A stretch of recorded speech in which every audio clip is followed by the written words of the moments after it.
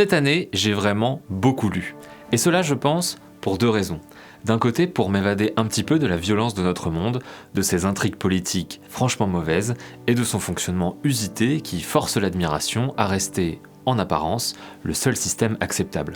Et puis aussi, pour découvrir d'autres possibilités, d'autres mondes, d'autres systèmes, d'autres sociétés, sans doute pas parfaites, mais qui proposent des alternatives plus justes, plus durables, et puis plus enthousiasmantes que la réalité de notre quotidien. Car, et c'est l'idée centrale de cette vidéo, si vous voulez penser le monde de demain, vous n'avez pas forcément besoin de lire des essais, des thèses, des pavés techniques, économiques, sociologiques ou encore philosophiques. Mais vous pouvez très bien vous plonger dans des histoires, des œuvres de fiction avec des personnages, des intrigues, des rebondissements et beaucoup d'émotions.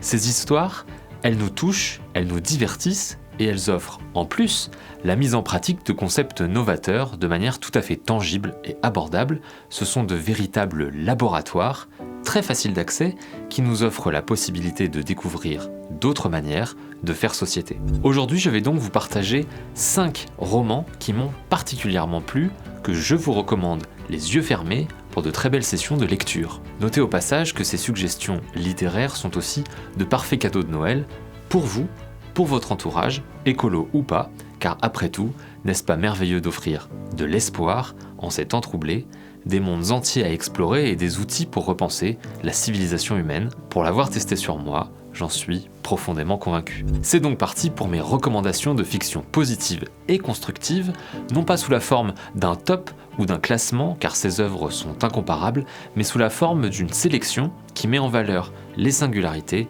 de chaque roman.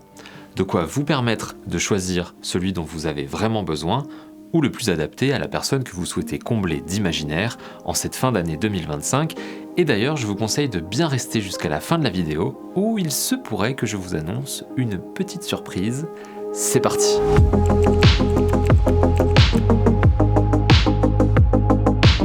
On commence avec un grand classique de la science-fiction, écrit par Ursula Le Guin, publié en 1974, et qui pose la question suivante: est-ce que vous seriez capable de ne plus rien posséder? Car comme l'indique son titre, les dépossédés s'intéressent de très près à la notion de propriété, notion challengée dans un décor plutôt exotique, un système solaire très éloigné, quelque part dans notre galaxie. Imaginez deux mondes, deux planètes, l'une en orbite autour de l'autre.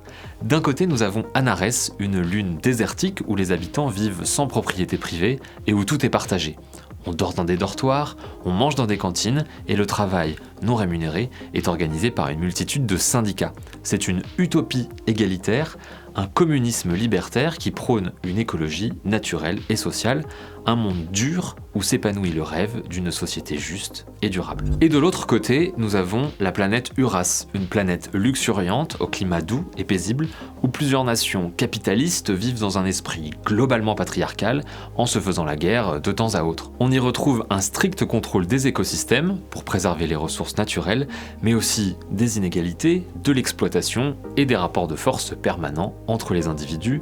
C'est un peu la Terre version capitalisme vert. Et puis, au milieu de tout ça, il y a Shevek, notre personnage principal, un physicien qui rêve de briser les frontières, d'abattre les murs entre ces deux mondes, et c'est à travers son regard qu'on découvre les deux sociétés, leurs réussites comme leurs échecs. Alors comme je le disais tout à l'heure, dans ce livre on réfléchit beaucoup au principe de propriété.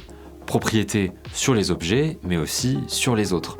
Mais à mon sens, le vrai trésor de ce roman, qui n'est d'ailleurs pas forcément le plus accessible de la liste, c'est de penser le principe de la révolution. Comment passer d'un capitalisme triomphant à une utopie libertaire, et surtout, comment conserver les vertus d'une telle transformation, car c'est bien là que réside toute la problématique. En effet, le monde d'Anarès est loin d'être parfait, et Ursula Le Guin qualifie volontiers son histoire d'utopie ambiguë. Je vous recommande donc ce classique si vous aimez les gros livres, découvrir d'autres planètes, philosopher sur la condition humaine et ou que vous êtes un adepte d'Ursula Le Guin et que vous ne l'avez pas encore lu. Maintenant, si vous voulez réfléchir à une échelle plus terrestre, plus réelle, vous allez trouver votre bonheur dans un autre grand classique du genre, Ecotopia.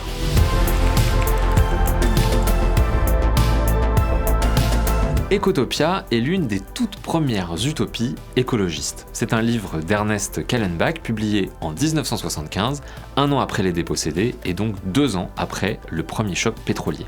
La prémisse de ce roman est toute simple, 3 États de la côte ouest américaine ont fait sécession des États-Unis pour créer une société construite contre le capitalisme et pour un mode de vie plus sain, en harmonie avec le vivant.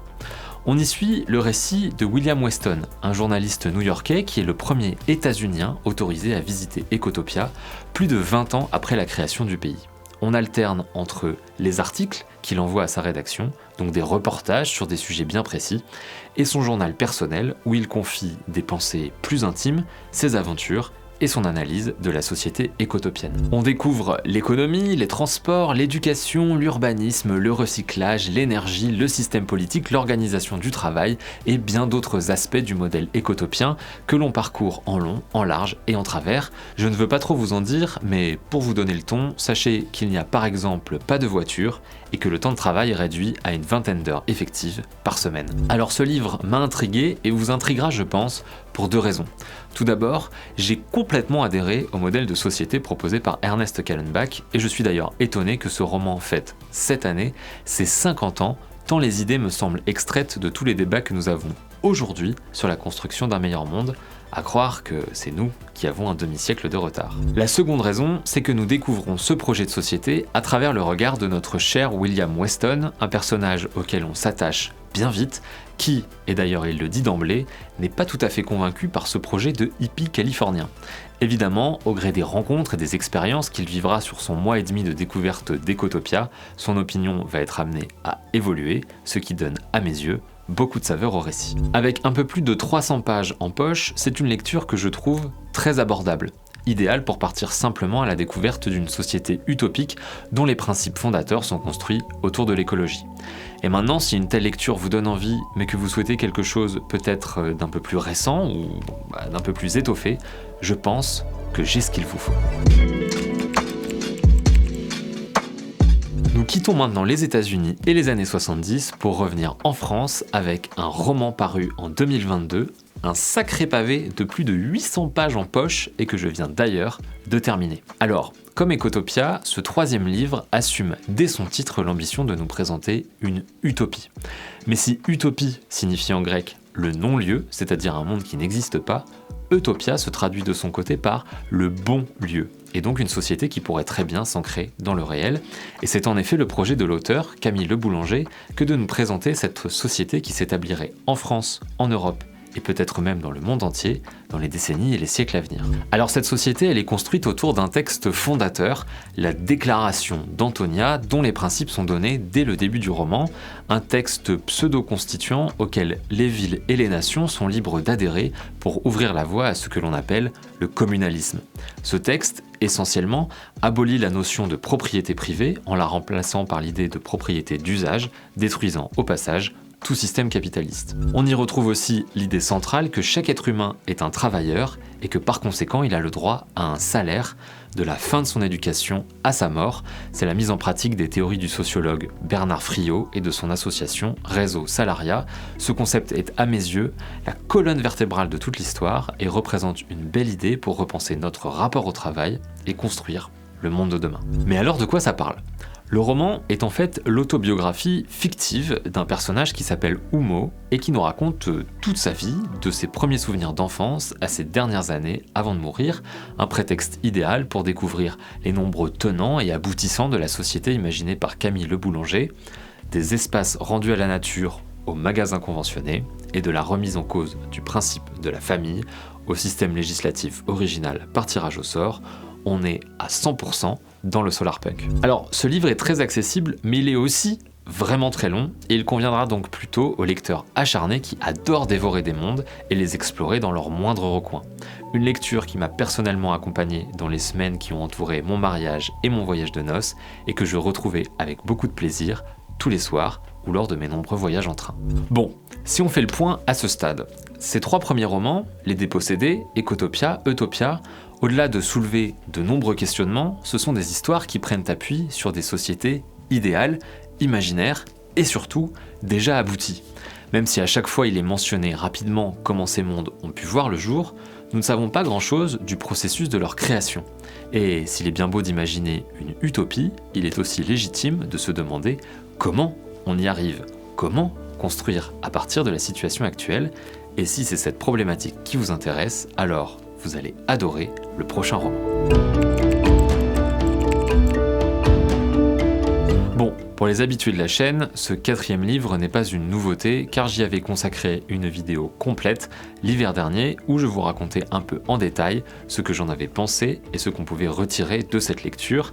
Un sacré gros livre de Kim Stanley Robinson, le maître de la climate fiction, publié en 2020 et qui vous fera voyager aux 4 coins de la planète sur plusieurs décennies. L'idée centrale de ce roman, c'est la création en 2025 d'un ministère du futur, une nouvelle agence onusienne en charge de représenter le vivant et les générations futures.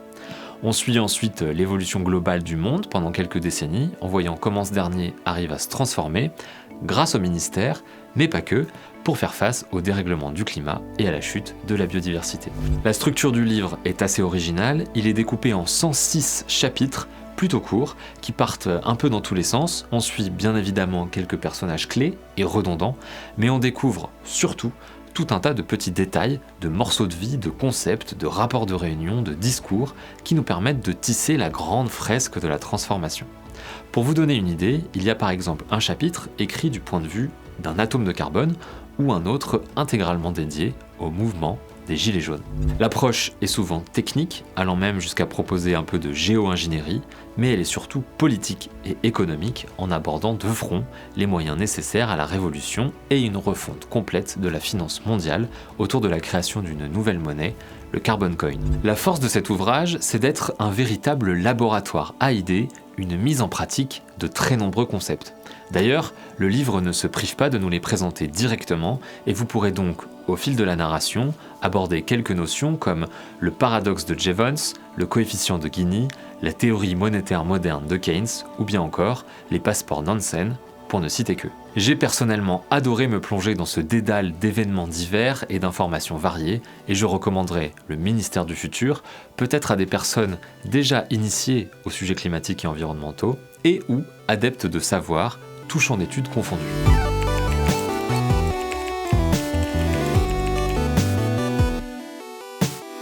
Avant de vous donner ma toute dernière recommandation, je voudrais brièvement vous parler de 2 livres qui méritent, je pense, d'être mentionnés. Tout d'abord, Nous sommes l'étincelle de Vincent Villeminot, paru en 2019 et qui a reçu le prix du roman d'écologie. L'histoire se passe en France où l'on suit à 3 époques différentes les vies emmêlées de plusieurs personnages, de Paris à la Dordogne, dans les décennies à venir. C'est violent, cru et poétique et pose la question de la révolution. Comment peut-on faire pour changer le monde ? Mais au contraire du ministère du futur, qui s'attaque à un changement de civilisation mondiale, on se trouve ici plongé dans une dimension plus franco-européenne, qui semble peut-être plus accessible. C'est un beau morceau d'espoir, très concret, qui donne de la voix à une jeunesse étouffée par un monde qu'elle n'a jamais choisi et qu'elle rêve de déserter, une lecture très abordable d'un peu plus de 500 pages en poche que je recommanderais volontiers à quelqu'un qui a besoin de voir écrit dans les mots d'un autre sa rage et sa colère, une lecture finalement très cathartique. Et puis ensuite, autre mention honorable, Dessous Cocagne, et j'espère que je l'ai bien prononcé, une petite fable d'Elisa Béram parue cette année aux éditions La Talente. Imaginez un monde en 2 parties. L'île dessus, où il fait toujours beau et où les ressources abondent à foison, et l'île dessous, plongée dans une obscurité et une misère permanente. D'un côté, ceux qui profitent, et de l'autre, ceux qui en payent le prix. Cette histoire, riche en créatures loufoques, aborde le problème des inégalités et de la surexploitation des ressources de manière très abordable et pose la question de la responsabilité. Comment agir lorsque l'on est conscient des injustices ? Un petit livre que vous pouvez offrir pour initier une réflexion ou pour se divertir si vous êtes déjà un ou une militante acharnée. Et d'ailleurs, pour toutes les âmes en peine écolo dont je fais partie, qui auraient besoin d'un refuge confortable pour oublier quelques instants les déboires de notre monde, il est plus que temps de vous présenter ma dernière recommandation. L'histoire de moines et de robots est une duologie de l'écrivaine américaine Becky Chambers parue en 2 tomes, un psaume pour les recyclés sauvages et une prière pour les cimes timides, sortis respectivement en 2021 et 2022 et édités tous les deux en français chez La Talente. C'est, je pense, mon coup de cœur de l'année, et d'ailleurs je m'imagine bien le relire dans quelques mois en m'offrant la magnifique édition 2 en 1 parue il y a peu, toujours chez La Talente. Alors, Histoire de moines et de robots, c'est à la fois doux et réconfortant, cosy comme on dit, et puis aussi tout à fait solarpunk. L'histoire se déroule sur la petite lune fictive de Panga, où les humains, après quelques catastrophes et on l'imagine les déboires d'un capitalisme destructeur, ont réussi à trouver un équilibre de vie durable en harmonie avec les écosystèmes qui les entourent. On suit les aventures de Frère Dex, qui est moine de thé. En gros, il est un psy un peu spirituel qui se balade de village en village pour servir du thé et des infusions et offrir une oreille attentive aux personnes qui en ont besoin. Mais Dex souffre d'un genre de spleen et a du mal à trouver un sens à sa vie. Yel décide donc de partir dans la nature, où Yel finit par rencontrer Omphale, un robot. Il faut savoir que lorsque les robots ont accédé à la conscience très longtemps avant le début de l'histoire, ceux-ci ont décidé de faire sécession, de quitter les humains et de partir vivre dans la nature sans laisser de traces. Mais Omphale, après toutes ces années, est envoyé en émissaire pour prendre des nouvelles et demander aux humains de quoi avez-vous besoin. S'ensuit l'histoire d'une belle amitié itinérante où les protagonistes abordent divers sujets philosophiques en toute simplicité, comme le sens à la vie et la place de l'homme dans le monde. Le point fort de ce roman, c'est que cette quête de sens individuelle et collective, portée par 2 personnages très attachants parcourant un monde extrêmement apaisé, eh bien, elle est presque thérapeutique. Car dans ce livre, sans conflit, tout est beau, tout est doux, tout est simple, et on se prend à rêvasser dans les villages, les forêts et les champs, à bord du vélo chariot géant de Dex. D'ailleurs, Becky Chambers dédicace le roman d'une manière assez originale, pour vous qui avez besoin de souffler. Je vous recommande donc chaudement cette lecture si vous souhaitez vous évader quelques instants et ou si vous avez envie de découvrir l'imaginaire solarpunk que j'ai mentionné à plusieurs reprises dans cet épisode et que je vous invite à découvrir, si ce n'est pas déjà fait, dans une autre vidéo publiée il y a quelques mois sur la chaîne.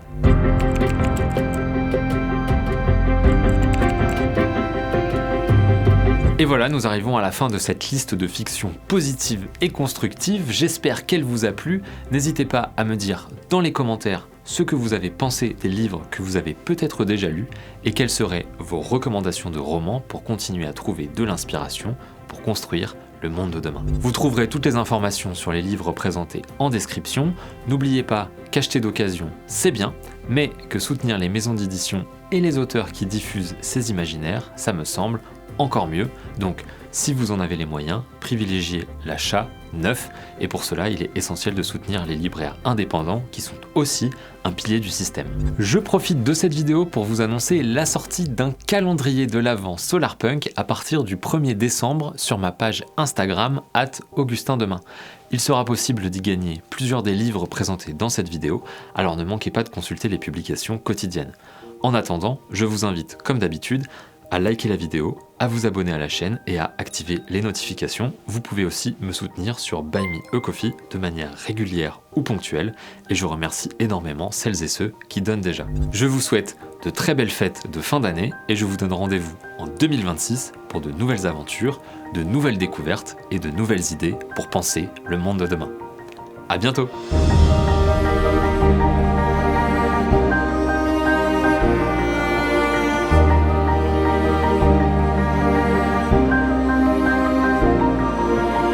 Ces intrigues politiques franchement mauvais. Si on fait le point à ce stade, ces 3 premiers romans... et... à bientôt. Oui. Ok, alors...